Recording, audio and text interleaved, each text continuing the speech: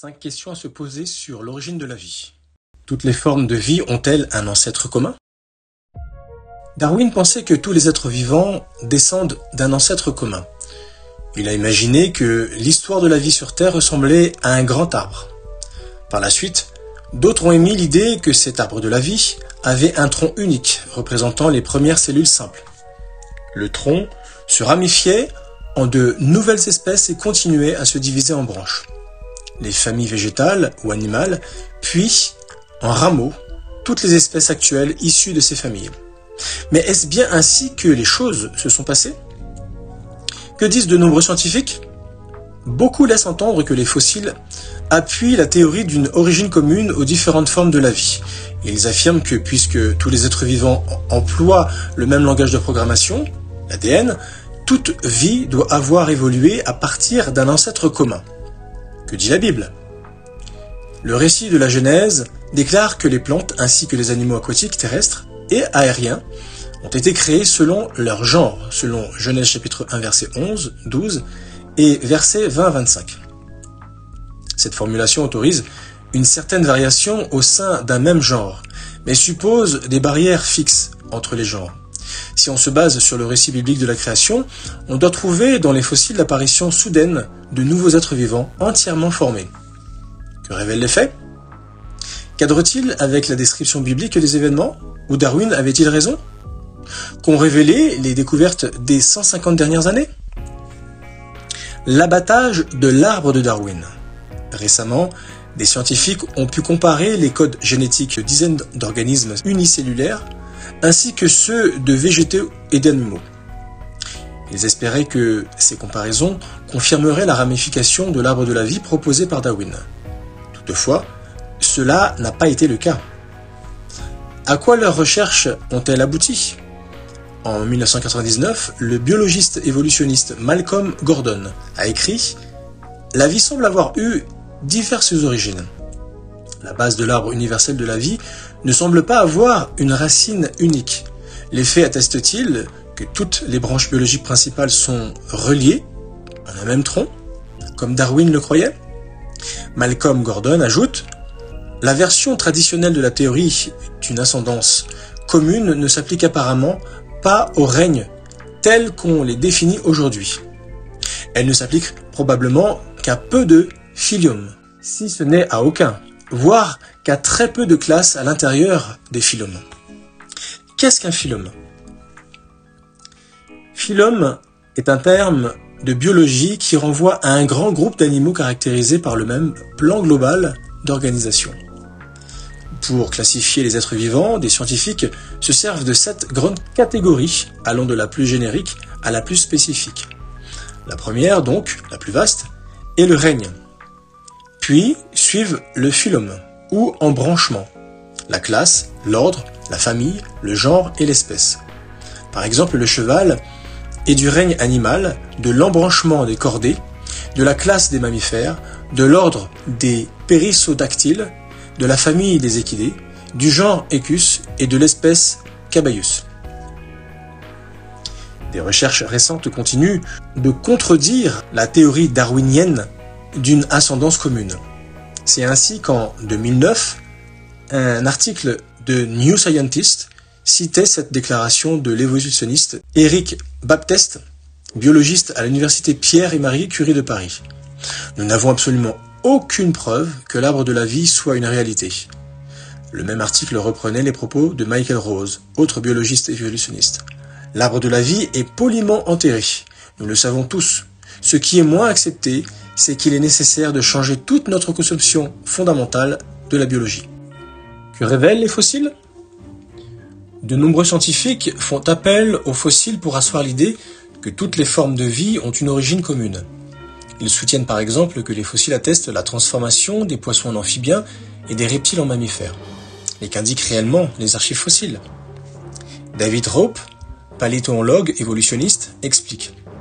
Au lieu de constater un développement graduel de la vie, les géologues du temps de Darwin et les géologues actuels ont en fait trouvé des témoignages extrêmement réguliers et discontinus. Autrement dit, des espèces apparaissent soudainement dans la chaîne évolutive, changent peu ou pas du tout au cours de leur existence dans la chaîne, puis en disparaissent subitement. En réalité, la grande majorité des fossiles de tout type présentent une stabilité sur de longues périodes. L'effet n'indique pas d'évolution d'un type à un autre. Des plans d'organisation apparaissent soudainement. De nouvelles caractéristiques aussi apparaissent soudainement. C'est ainsi que les chauves-souris, dotées d'un sonar et d'un système d'écholocation, entrent en scène sans lien apparent avec un ancêtre primitif.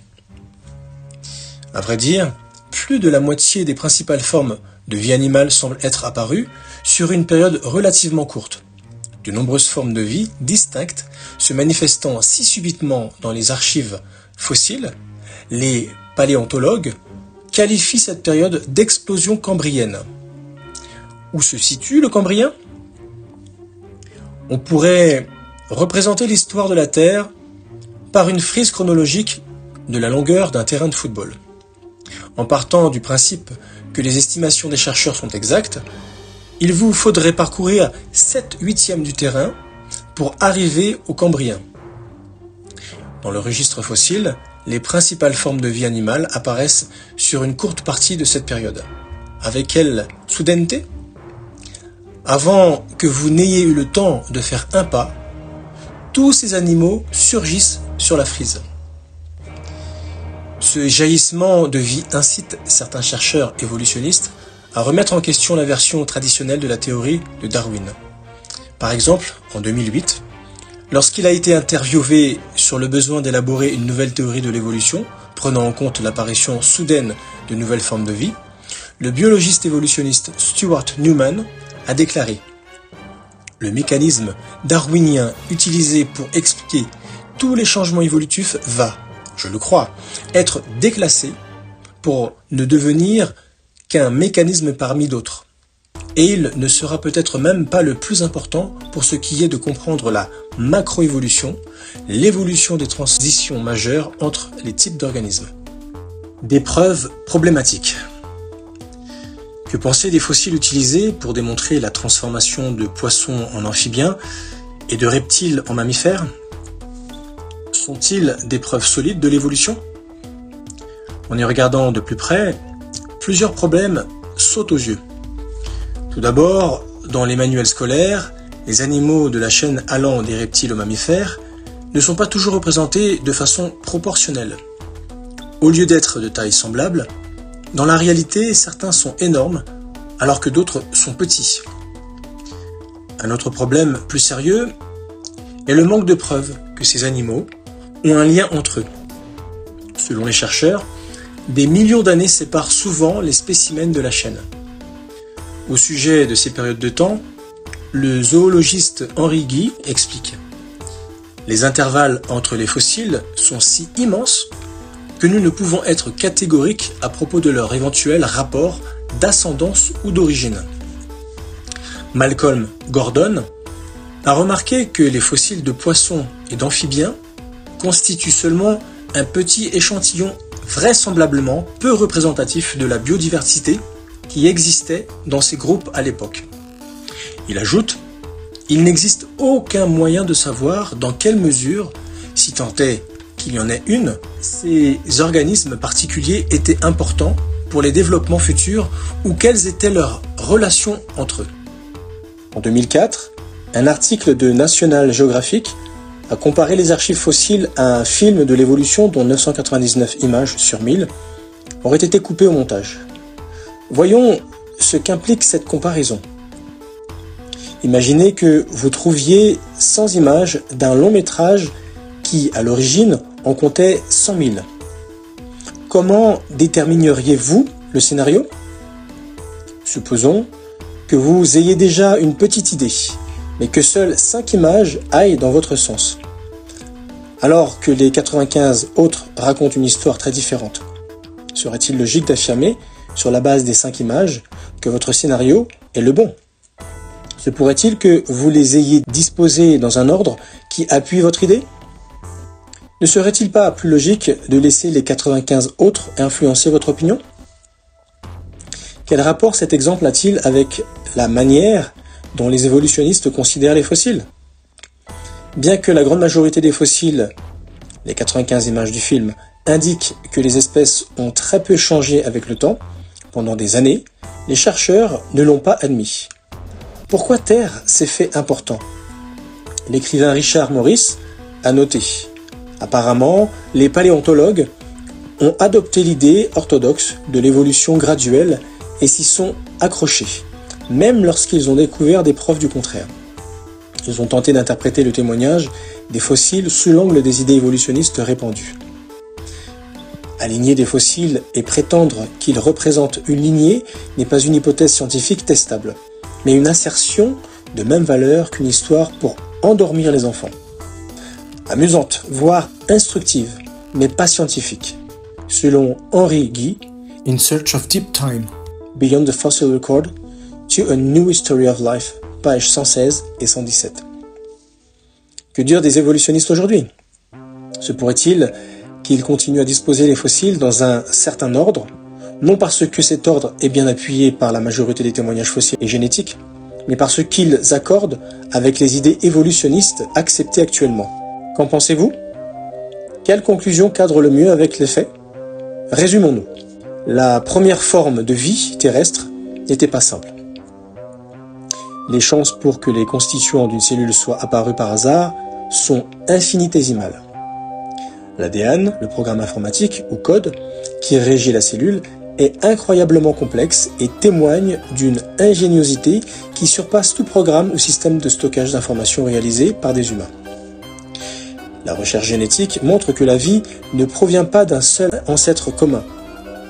De plus, les fossiles indiquent que les principaux groupes d'animaux sont apparus soudainement. À la lumière de ce qui précède, pensez-vous qu'il soit logique de conclure que l'explication biblique de l'origine de la vie s'accorde avec les faits? De nombreuses personnes affirment toutefois que la science contredit une bonne partie du récit biblique de la création. Est-ce vrai? Que dit réellement la Bible? Faits et questions. Faits. Deux aspects fondamentaux de l'évolution, une origine commune à toutes les formes de vie et l'apparition des principales catégories d'organismes à la suite d'une lente accumulation de légers changements, sont constatés par des chercheurs qui n'adhèrent pourtant pas au récit biblique de la création. Question.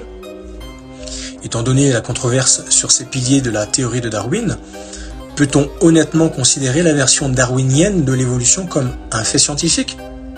Fait. Dans tous les organismes vivants, on trouve un même langage de programmation ou code qui détermine largement la forme et la fonction des cellules, l'ADN. Question. Se pourrait-il que cette similitude ne soit pas due à un ancêtre commun, mais à un concepteur commun? Que dire de l'évolution humaine?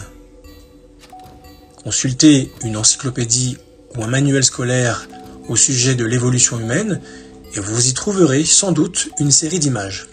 La première représente un être simiesque, voûté, celle du milieu d'autres êtres simiesques à la tête de plus en plus grosse et se tenant de plus en plus droit. Et la dernière, l'homme moderne, debout.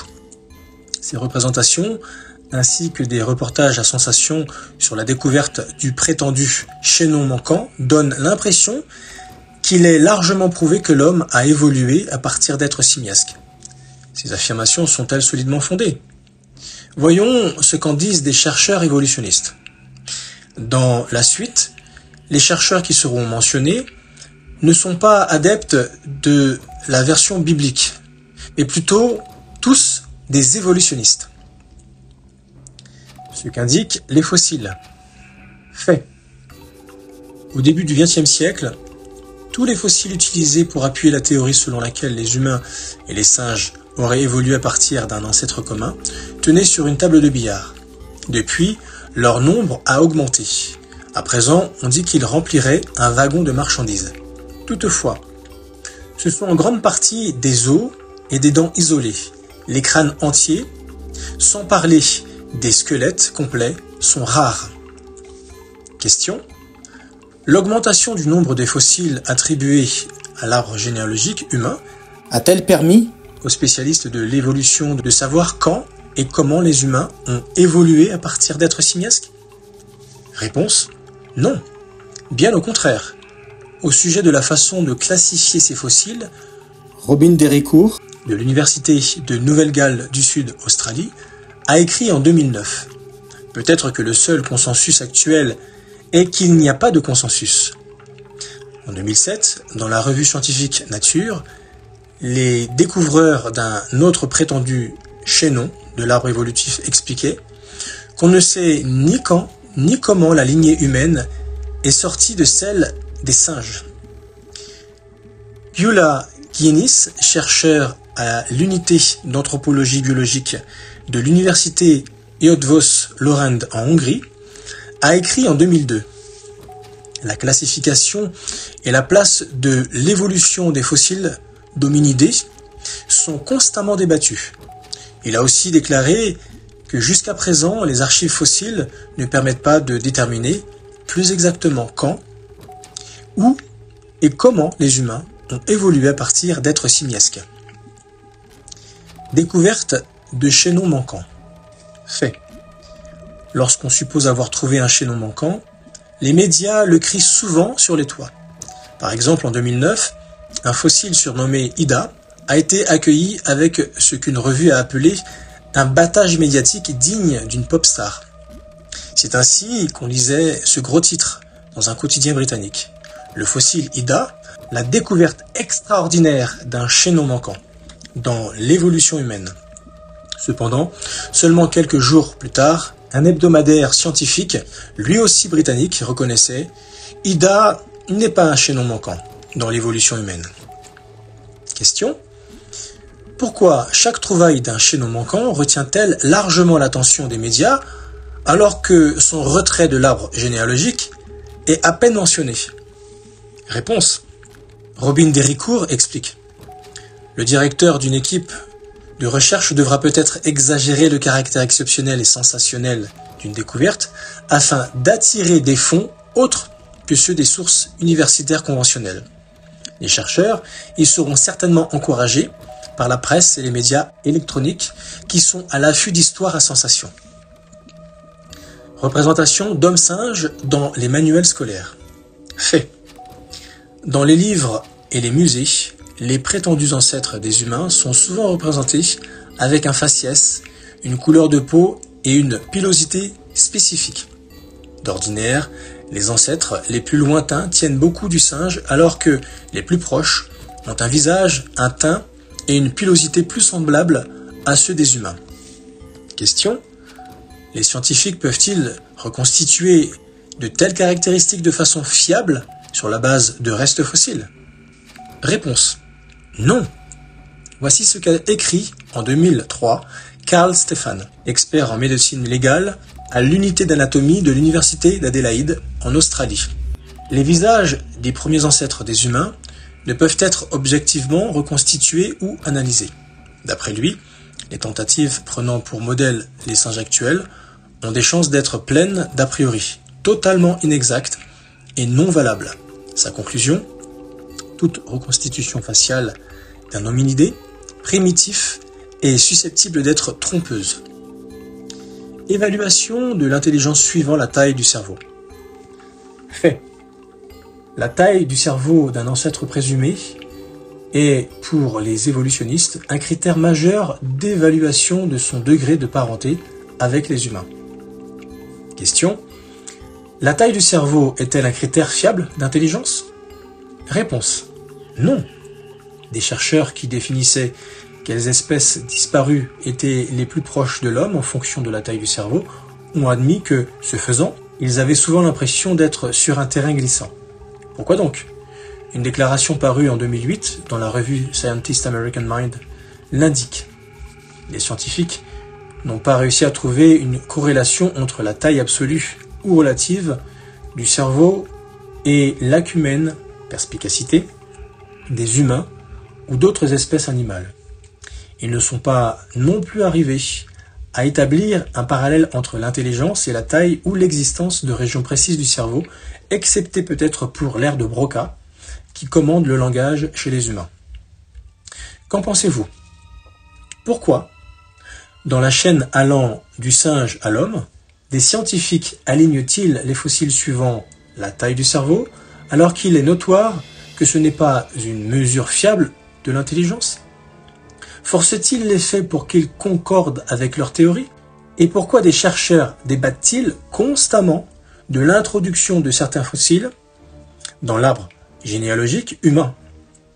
Se pourrait-il que les fossiles qu'ils étudient soient simplement ce qu'ils semblent être, des singes aujourd'hui disparus? Et que penser des fossiles néandertaliens, souvent avancés comme preuve de l'existence d'un type d'homme-singe? Les chercheurs commencent à modifier leur façon de les considérer. En 2009, Milford Wolpoff a écrit dans une revue d'anthropologie que les Néandertaliens constituaient peut-être une race humaine à part entière. Les observateurs honnêtes reconnaissent volontiers que l'amour-propre, l'argent et le besoin d'attirer l'attention des médias influencent la manière dont les preuves de l'évolution humaine sont présentées. Êtes-vous disposé à placer votre confiance en elles ?